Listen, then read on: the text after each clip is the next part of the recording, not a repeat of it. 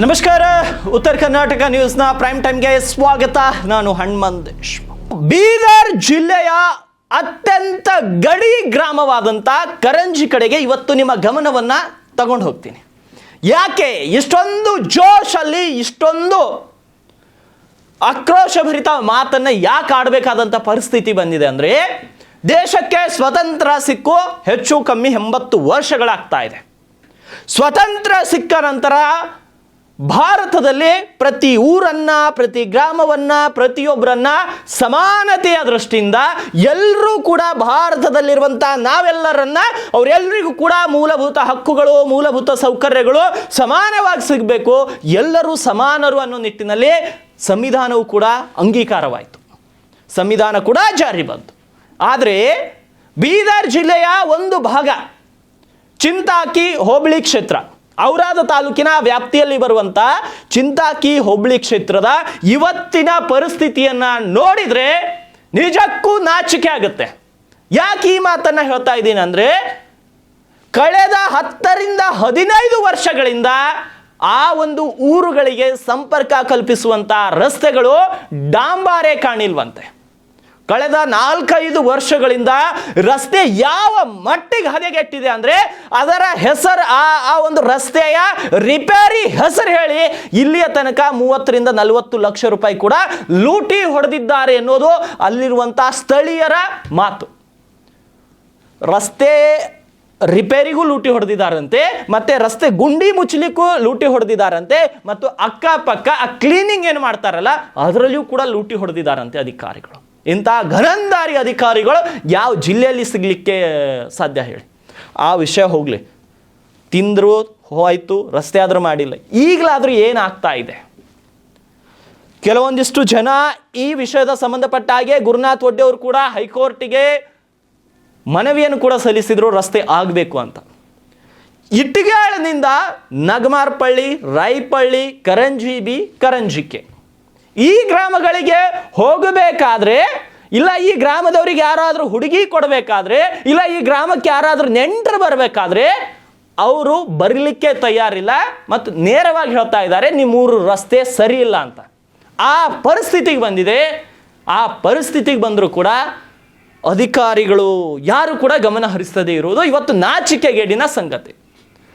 ಶಾಸಕರಿಗೂ ಮನವಿ ಕೊಟ್ಟಿದ್ದಾರೆ, ಜಿಲ್ಲಾಧಿಕಾರಿ ಅವರಿಗೂ ಮನವಿ ಕೊಟ್ಟಿದ್ದಾರೆ, ಸ್ಥಳೀಯ ಜನಪ್ರತಿನಿಧಿಗಳಿಗೂ ಮನವಿ ಕೊಟ್ಟಿದ್ದಾರೆ, ತಹಶೀಲ್ದಾರ್ ಅವರಿಗೂ ಹೇಳಿದ್ದಾರೆ. ಇಷ್ಟೆಲ್ಲ ಆದರೂ ಕೂಡ ಆ ಗ್ರಾಮಕ್ಕೆ ಯಾಕೆ ರಸ್ತೆ ಆಗ್ತಾ ಇಲ್ಲ? ನಮ್ಮ ಪ್ರತಿನಿಧಿ ಅಲ್ಲಿರುವಂಥ ದೃಶ್ಯಗಳನ್ನು ಶೂಟ್ ಮಾಡ್ಕೊಂಡು ಬಂದಾಗ, ಈ ಸ್ಟೋರಿ ರೆಡಿ ಮಾಡುವಂಥ ಸಂದರ್ಭದಲ್ಲಿ ನಾವು ನೋಡಿದಾಗ ನಿಜಕ್ಕೂ ಇದು ಭಾರತ ದೇಶದಲ್ಲಿರುವಂತಹ ರಸ್ತೆನಾ ಅಥವಾ ಯಾವುದಾದ್ರೂ ಈ ಬಡ ರಾಷ್ಟ್ರಗಳಿರುತ್ತಲ್ಲ ಆ ಬಡ ರಾಷ್ಟ್ರಗಳಲ್ಲಿನ ರಸ್ತೆನ ಅಂತ ನನಗೆ ಆಶ್ಚರ್ಯ ಆಗಿತ್ತು. ಆ ಮಟ್ಟಿಗೆ ರಸ್ತೆ ಹದಗೆಟ್ಟು ಹೋಗಿದೆ. ಅಲ್ಲಿ ಆ ಒಂದು ಈ ಇಟಿಗ್ಯಾಳನಿಂದ ಕರಂಜಿಕೆಗೆ ಸಂಪರ್ಕ ಕಲ್ಪಿಸುವಂತಹ ರಸ್ತೆಯಲ್ಲಿ ಯಾವುದಾದ್ರೂ 9 ತಿಂಗಳ ಗರ್ಭಿಣಿ ಏನಾದರೂ ಬೈಕ್ ಮೇಲೆ ಅಥವಾ ಆಟೋದಲ್ಲಿ ಏನಾದರೂ ಪ್ರಯಾಣ ಮಾಡಿದರೆ ನಾನು ಚಾಲೆಂಜ್ ಮಾಡಿ ಹೇಳ್ತೀನಿ, ಅರ್ಧದಲ್ಲೇ ಡೆಲಿವರಿ ಆಗುತ್ತೆ. ಆ ಮಟ್ಟಿಗೆ ಗುಂಡಿಗಳಿದೆ. ಯಾವುದೇ ಅಧಿಕಾರಿ ತನಗೆ ತಾಕತ್ತು ದಮ್ಮು ಏನಾದರೂ ಇದ್ರೆ ಈ ನಾನು ಮಾಡಿದಂಥ ಆರೋಪ ಸುಳ್ಳು ಅಂತ ಪ್ರೂವ್ ಮಾಡಲಿ. ನಾನು PWDದವರಿಗೂ ಹೇಳ್ತಾ ಇದ್ದೀನಿ, PREದವರಿಗೂ ಹೇಳ್ತಾ ಇದ್ದೀನಿ, ಗ್ರಾಮ ಸಡಕ್ ಯೋಜನೆ ಅವರಿಗೂ ಹೇಳ್ತಾ ಇದ್ದೀನಿ, ತಾಲೂಕಿನ ಯಾವುದೇ ಅಧಿಕಾರಿ ನಾನು ಹೇಳಿರುವಂಥ ಮಾತಿಗೆ ಚಾಲೆಂಜ್ ಮಾಡಲಿ. 9 ತಿಂಗಳ ಗರ್ಭಿಣಿಯನ್ನ ಆ ರಸ್ತೆಯಲ್ಲಿ ಒಂದು ಸಲ ಬೈಕ್ ಮೇಲೆ ಓಡಾಡಿಸಿ ತೋರಿಸಲಿ, ಡೆಲಿವರಿ ಆಗದೆ ಹೋದರೆ ನಾನು ಈ ಕೆಲಸಕ್ಕೆ ರಾಜೀನಾಮೆ ಕೊಡ್ತೀನಿ.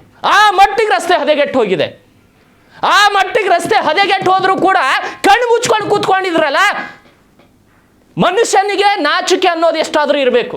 ಯಾಕಂದ್ರೆ ಇವ್ರಿಗೆ ನಾಚಿಕೆನೇ ಇಲ್ಲ, ಅಧಿಕಾರಿಗಳಿಗೆ, ಜನಪ್ರತಿನಿಧಿಗಳಿಗೆ. ಯಾಕಂದ್ರೆ ಆ ರಸ್ತೆಯಲ್ಲಿ ಎಂದೂ ಕೂಡ ಶಾಸಕರ ಸಂಬಂಧಿಕರು ಎಂದೂ ಕೂಡ ಬೈಕ್ ಮೇಲೆ ಬಂದಿಲ್ಲ. ಆ ರಸ್ತೆಯಲ್ಲಿ ಸಂಸದ ಸಾಗರ್ ಖಂಡ್ರೆ ಸಾಹೇಬ್ರೆ, ಆ ರಸ್ತೆಯಲ್ಲಿ ನೀವು ಕೂಡ ಒಂದು ದಿನಾನೂ ಪ್ರಯಾಣ ಮಾಡಿಲ್ಲ. ಉಸ್ತುವಾರಿ ಸಚಿವರಾಗಿರುವಂಥ ಈಶ್ವರ್ ಖಂಡ್ರೆ ಸಾಹೇಬ್ರೆ, ಆ ರಸ್ತೆಗೆ ನೀವು ಕೂಡ ಒಂದು ದಿನಾನೂ ಹೋಗಿಲ್ಲ. ಪೌರಾಡಳಿತ ಸಚಿವರಾಗಿರುವ ರಹೀಂ ಖಾನ್ ಸಾಹೇಬ್ರೆ, ನೀವಂತೂ ಆ ಕಡೆ ಹೋಗೇ ಇಲ್ಲ. ಕ್ಷೇತ್ರದ ಶಾಸಕರು ಹೋಗಿಲ್ಲ, ಸಚಿವರು ಹೋಗಿಲ್ಲ, ಅಧಿಕಾರಿಗಳಿಗಂತೂ ಆ ಊರು ಇದೆಯೋ ಇಲ್ವೋನೇ ಗೊತ್ತಿಲ್ಲ. ಇಂಥದ್ರಲ್ಲಿ ಆ ಊರಿನ ಸಮಸ್ಯೆಯನ್ನ ಕೇಳಬೇಕಾದವ್ರು ಯಾರು? ವಿರೋಧ ಪಕ್ಷದಲ್ಲಿ ಕಾಂಗ್ರೆಸ್ನಿಂದ ಸ್ಪರ್ಧೆ ಮಾಡಿದಂಥ ವ್ಯಕ್ತಿ ಅಂತೂ ಔರಾದ್ನಲ್ಲೇ ಇಲ್ಲ, ಅವರು ಬೆಂಗಳೂರಲ್ಲಿ ಆರಾಮ್. ಇವ್ರು ಸರಿಯಾಗ ಕಾಂಗ್ರೆಸ್ಸು, BJP, JDS, ನಾನು ಮೂವರಿಗೂ ಹೇಳ್ತಾ ಇದ್ದೀನಿ, ಯಾಕೆ ಆ ಒಂದು ರಸ್ತೆ ಸಮಸ್ಯೆ ನಿಮಗೆ ಕಾಣಿಸ್ತಾ ಇಲ್ಲ? ಆಡಳಿತದಲ್ಲಿ ಏನೋ ಔರಾದ್ನಲ್ಲಿ ಸ್ಥಳೀಯ ಶಾಸಕ ಪ್ರಭು ಚವ್ಹಾಣ್ ಅವರ ಕಣ್ಣಲ್ಲಿ ಆ ಸಮಸ್ಯೆ ಇಲ್ಲ ಅಂತ ಇಟ್ಕೊಳ್ಳಿ. ಖುದ್ದಾಗಿ ನಾನೇ ಮನವಿ ಕೊಟ್ಟಿದ್ದೀನಿ, ಆದರೂ ಕೂಡ ಇಲ್ಲ ಅಂತ ಇಟ್ಕೊಳ್ಳಿ. ವಿರೋಧ ಪಕ್ಷದಲ್ಲಿರುವಂತಹ ಕಾಂಗ್ರೆಸ್ನಿಂದ 50,000ಕ್ಕೂ ಅಧಿಕ ಓಟ್ಗಳನ್ನು ಪಡೆದಂಥ ಭೀಮಸೇನ್ ರಾವ್ ಶಿಂದೆ ಅವರೇ, ನಿಮಗೂ ಕೂಡ ಸಮಸ್ಯೆ ಕಾಣಿಸ್ತಾ ಇಲ್ವಾ? ನಿಮಗೆ ಆ ಊರಲ್ಲಿ ಕಾರ್ಯಕರ್ತರು ಇಲ್ವಾ? ನಿಮ್ಮ ಕಾರ್ಯಕರ್ತರು ಈ ಸಮಸ್ಯೆ ಬಗ್ಗೆ ಹೇಳಿಲ್ವಾ ನಿಮಗೆ? ಕಾಂಗ್ರೆಸ್ BJP ಅನ್ನೋದು ಪಕ್ಕಕ್ಕಿಡಿ, ಮೊದಲು ಇಟಿಗಾಳನಿಂದ ಕರಂಜಿಕೆವರೆಗಿನ ರಸ್ತೆಯನ್ನು ದುರಸ್ತಿ ಮಾಡಿ, ಒಂದು ವೇಳೆ ಆ ಊರಿನ ಗ್ರಾಮಸ್ಥರು ಏನಾದರೂ ಸಿಡಿದಿದ್ರೆ ನಾನು ಕಾಂಗ್ರೆಸ್ BJP ಅವರಿಗೆ ಹೇಳ್ತಾ ಇದ್ದೀನಿ, ನೀವು ಆ ಊರಲ್ಲಿ ಕೂಡ ಕಾಲಿಡಲಿಕ್ಕೆ ಸಾಧ್ಯವಿಲ್ಲ. ನಾನು ನೇರವಾಗಿ ಒಂದು ಪ್ರಶ್ನೆಯನ್ನು ಮಾಡ್ತೀನಿ ಕಾಂಗ್ರೆಸ್ ಮತ್ತು BJP ಅವರಿಗೆ. ಕಾಂಗ್ರೆಸ್ ಕಾರ್ಯಕರ್ತರು ಪ್ರತಿ ಊರಲ್ಲಿದ್ದಾರೆ, BJP ಕಾರ್ಯಕರ್ತರು ಪ್ರತಿ ಊರಲ್ಲಿದ್ದಾರೆ. ಯಾಕೆ ನಿಮ್ಮ ಕಾರ್ಯಕರ್ತರು ಒಂದಿನವಾದ್ರೂ ಹೇಳಲ್ವಾ ನಿಮಗೆ, ನಮ್ಮ ಊರ ರಸ್ತೆ ಹಾಳಾಗಿದೆ ಸಾಹೇಬ್ರೆ, ರಸ್ತೆ ಮಾಡಿಕೊಡಿ ಅಂತ BJP ಅವ್ರು ಎಂದು ಹೇಳಲ್ವಾ? ಪ್ರಭು ಚವ್ಹಾಣ್ ಸಾಹೇಬ್ರೆ, ನಿಮಗೆ ಭೀಮಸೇನ್ ಶಿಂದೆ ಸಾಹೇಬ್ರೆ, ಎಂದು ಕೂಡ ನಿಮ್ಮ ಕಾರ್ಯಕರ್ತರು ಆಯಾಯ ಊರುಗಳಲ್ಲಿ ಸಾಹೇಬ್ರೆ ನಮ್ಮ ಊರ ರಸ್ತೆ ಹಾಳಾಗಿದೆ ಅಂತ ಎಂದೂ ಕೂಡ ನಿಮಗೆ ಮನವಿ ಮಾಡಿಲ್ವಾ? ನಿಮ್ಮ ಆತ್ಮಸಾಕ್ಷಿಗಳಿಗೆ ಮುಟ್ಟುಕೊಂಡು ನಿಮ್ಮ ಆತ್ಮಸಾಕ್ಷಿಯಿಂದ ಈ ಮಾತನ್ನ ಹೇಳಿ. ಇಲ್ಲ, ನಮ್ಮ ಕಾರ್ಯಕರ್ತರು ಯಾರು ಹೇಳಿಲ್ಲ. BJP ಪ್ರಭು ಚವ್ಹಾಣ್ ಜಿ, ನೀವೇ ಹೇಳಿ, ನಮ್ಮ ಕಾರ್ಯಕರ್ತರು ಈ ಸಮಸ್ಯೆ ಬಗ್ಗೆ ಹೇಳಿಲ್ಲ ಅಂತ. ಎಲ್ಲ ಹೇಳಿದ್ರು ಕೂಡ ನೀವು ರಸ್ತೆ ಯಾಕೆ ಮಾಡಿಸ್ತಾ ಇಲ್ಲ ಸಾಹೇಬ್ರೆ? ರಾತ್ರಿ ಟೈಮಲ್ಲಿ ಆ ರಸ್ತೆಯ ಮೇಲೆ ಜನ ಹೋಗಬೇಕಾದ್ರೆ ನಾವು ಮನೆಗೆ ಹೋಗ್ತೀವೋ ಇಲ್ವೋ ಅಂತ ಗೊತ್ತಿಲ್ಲ. ಇಟ್ಗಾಳ್ನಿಂದ ಕರಂಜಿಕೆ ತನಕ ರಾತ್ರಿ ಮನೆಗೇನಾದ್ರೂ ಹೋದ್ರೆ ಔರಾದ್ನಿಂದ ಮಗ ಬರ್ತಾ ಇದ್ದಾನೆ, ಬೀದರ್ನಿಂದ ಮಗ ಬರ್ತಾ ಇದ್ದಾನೆ ಅಂತ ಗೊತ್ತಾದ್ರೆ ಯಾವಾಗ ಆತ ಮನೆಯಲ್ಲಿ ಬೈಕ್ ಸ್ಟ್ಯಾಂಡ್ ಹಾಕ್ತಾನೋ ಅಲ್ಲಿ ತನಕ ಅವರ ಉಸಿರಲ್ಲಿ ಉಸಿರಿಲ್ಲ. ಅಂಥ ರಸ್ತೆಗಳು ಆ ರೋಡಲ್ಲಿದೆ. ಮೊಳಕಾಲ್ ತನಕ ಗುಂಡಿಗಳಿದೆ.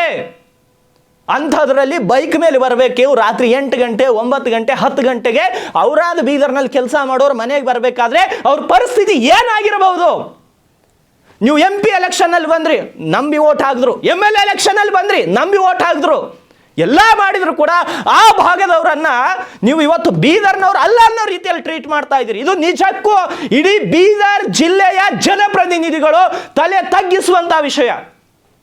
ನೋಡ್ಬೇಕು, ಈಗಲಾದರೂ ಎಚ್ಚೆತ್ತುಕೊಳ್ತಾರ ರಾಜಕಾರಣಿಗಳು, ಜನಪ್ರತಿನಿಧಿಗಳು, ಅಧಿಕಾರಿಗಳು. ನೀವೆಲ್ಲರೂ ಅಧಿಕಾರಿಗಳು, ಜನಪ್ರತಿನಿಧಿಗಳು ಎಚ್ಚೆತ್ತುಕೊಳ್ಳದೆ ಹೋದರೆ ಹೋರಾಟವನ್ನು ನಾನು ಮುನ್ನಡೆಸ್ತೇನೆ ಮತ್ತು ಆ ಗ್ರಾಮಗಳಲ್ಲಿರುವಂಥ ಜನರನ್ನ ನಾವು ಎಚ್ಚರಗೊಳಿಸ್ತೇವೆ. ನಿಮ್ಮ ಈ ಉತ್ತರ ಕರ್ನಾಟಕ ಸುದ್ದಿವಾಹಿನಿ ಸತತವಾಗಿ ಸುದ್ದಿ ಬಿತ್ತರಿಸುತ್ತೆ.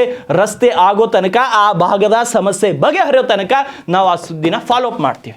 ಎಸ್, ಈ ಒಂದು ಸುದ್ದಿಯೊಂದಿಗೆ ಇವತ್ತಿನ ಪ್ರೈಮ್ ಟೈಮ್ ಮುಗಿಸ್ತಾ ಇದ್ದೀನಿ. ಮತ್ತೆ ನಾಳೆಯ ಪ್ರೈಮ್ ಟೈಮ್ನಲ್ಲಿ ಭೇಟಿ ಆಗ್ತೀನಿ. ಸರ್ ನಮಸ್ಕಾರ ಸರ್. ಇಲ್ಲಿ ಸರ್ ನಮ್ದು ನೋಡ್ರಿ, ನಮ್ಮೂರು ಕರಂಜಿ ಬಾರ್ಡರ್ ಸರ್.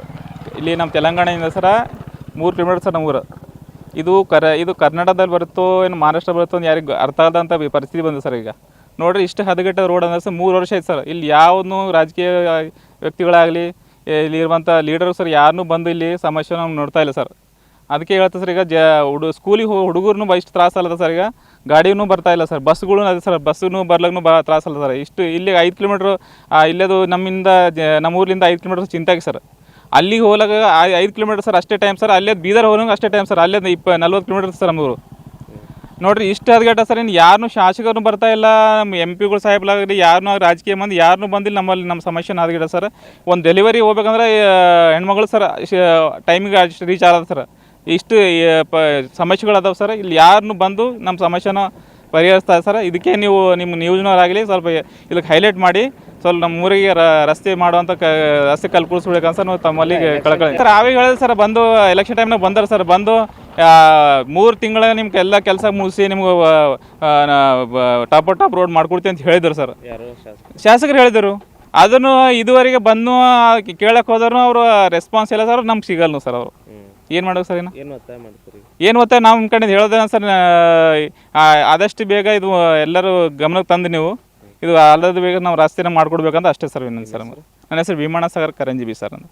ಇದು ನಮ್ಮದು ಎಲ್ಲಿಂದ ಅಂದರೂ ಚಿಂತಾಕಿ ಹಾಸ್ಟೆಲ್ನಿಂದ ಪೂರಾ ಸೋಪುರ ತನ ಕರಂಜಿ ಬಿನಿಂದ ಸೋಪುರ ತನ ದೊಡ್ಡ ರೋಡ್ ಆದಿದು. ಹಾಂ, ಮತ್ತು ಈ ರೋಡ್ ಇಷ್ಟು ಹದಗೆಟ್ಟದ ಅಂದ್ರೆ ಒಂದು ಬಾಣತಿ ನಮ್ಮದು ಡೆಲಿವರಿ ಹೋದ್ರೂ ಭೀ ಎಲ್ಲಿ ಹೋಯ್ತದ ಏನು ಭೀ ತಿಳಿದು ಸರ್, ಅಷ್ಟು ಹೈರಾಣ ಆಗ್ಯದ ರೋಡ್ ಆಲ್ರೆಡಿ. ಈಗ ನಾವು ಒಕ್ಕಲಿಗರು ಇದ್ದೇವೆ, ಆಲ್ರೆಡಿ ರೈತರು ಇದ್ದೆವು. ಈಗ ಅವನ ಬಾಡಿಗೆ ಕೇಳಕ್ಕಿದ್ರೆ ಡಬಲ್ ಬಾಡಿಗೆ ಕೇಳತ್ತಾನೆ ಸರ್. ಈ ರೋಡಿದ್ದು ಹಾಲತ್ ನೋಡಿ ಆಲ್ರೆಡಿ 200 ಆಗೋದೀಗ 600 ಕೊಟ್ಟು ಹೊಯ್ಲತ್ತದ ಹತ್ತಿ ಆಲ್ರೆಡಿ ನಾ ಇದು. ಅದಕ್ಕೆ ಅದ್ರ ಕಡೆಯಿಂದ ಆದಷ್ಟು ಬೇಗ ಈ ರೋಡ್ ಮತ್ತು ಜಲ್ದಿ ಮಾಡಬೇಕಂತ ನಾವು ಸಮಸ್ಯೆ ಮಿನಿಮಮ್ 8-10 ಕಿಲೋಮೀಟರ್ ಅದ ಸರ್ ಸಮಸ್ಯೆ ಇದು. ಹಾಂ ಸರ್, ಶಾಸಕರು ಕಿವಿ ಮೇಲೂ ಭಾಳ ಹಾಕಿದ್ದೇವೆ ಸರ್ ಆಲ್ರೆಡಿ. ಆಯ್ತಪ್ಪ ಮಾಡ್ತೇವೆ ಸರ್, ಬಜೆಟ್ ಆಗಿಲ್ಲ, ಇನ್ನೂ ಇದಾಗಿಲ್ಲ, ಯಾವುದೋ ಒಂದು ನೆಪ ಹೇಳ್ಕೊತ ಬರ್ತದೆ ಸರ್ ಅಷ್ಟೇ. ಎಷ್ಟು ವರ್ಷ ಆಗಿರ್ಬೇಕು ಈ ರೋಡ್ ಮಾಡಿ? ಈ ರೋಡ್ ಮಾರಿ ನನ್ನ ಮಟ್ಟಿಗೆ 8-10 ವರ್ಷ ಆಯ್ತು ಸರ್. ಆಗ ಭೀ ಕರೆಕ್ಟ್ ಇದ್ದಿಲ್ಲ ಸರ್. ಈಗ ನಾವು ಯಾನ್ ಬಿ ತೊಗೊಂಡೋಗ್ಲಿ ಸುಮಾರು ಒಂದು 7-8 ವರ್ಷದಿಂದ ಈ ಸಮಸ್ಯೆ ಅನುಭವಿಸ್ಲಿತ್ತು ಸರ್ ನಾವು. ನಾವು ಎಕಡೆ ಹೋಗ್ಬೇಕಂದ್ರೆ ಭೀ ನಮ್ಗೆ ಮಿನಿಮಮ್ 1 ಗಂಟೆ ನತ್ತದ ಈ ರೋಡಿಗೆ ನಾವು. 1 ತಾಸು. ಈಗ ಇದ್ರ ಬೇಸಿಕ್ ಕಾಲ ಅದ, ಇನ್ನು ಟೈರ್ ಹೊಡೆದೋಯ್ತು, ಏನೋ ಸಮಸ್ಯೆ ಐತದ, ಹಲವಾರು ಸಮಸ್ಯೆ ಸರ್. ಕೈಕಾಲು ಮುರಿದೋ ಏನಕಿನ್ ಮಂದಿವು. ಯಾರು ನಮ್ಮ ಊರಿಗೆ ಶಾಲೆಗೆ ಸ್ಕೂಲಿಗೆ ಯಾವ್ದನ್ನ ಹಚ್ಚಾರ ಟೆಂಪು ಅದ ಆಟೋ ಅಂದರು, ನಿಮ್ಮ ರೋಡ್ ಬರೋಬರಿಲ್ಲ, ನಾವು ಬರಲಿವಿ ಈ ಕಡೆ. ಯಾವ್ದಾನ ಸ್ಕೂಲ್ ಬಸ್ಗಳು ಪ್ರೈವೇಟ್ಗಳು ಬಸ್ ಬರ್ಬೇಕಂದ್ರೆ ಅಲ್ಲಿ ಹೋಗ್ಬೇಕಾಯ್ತದ್ರಿ ನಾವು ಹುಡುಗರು ತೊಗೊಂಡು. ಯಾಕೆ ನಿಮ್ಮ ರೋಡ್ ಸರಿಯಾಗಿಲ್ಲ, ನಾವು ಬರಲಿವು. ಮುಂದೆ ರೋಡ್ ಸರಿಯಾಗಿ ಮಾಡ್ಕೊಂಡು ನಾವು ಬರ್ತೀವಿ. ಹಾಂ ಸರ್, ಏನು ಒತ್ತಾಯ ಮಾಡ್ತೀರಿ?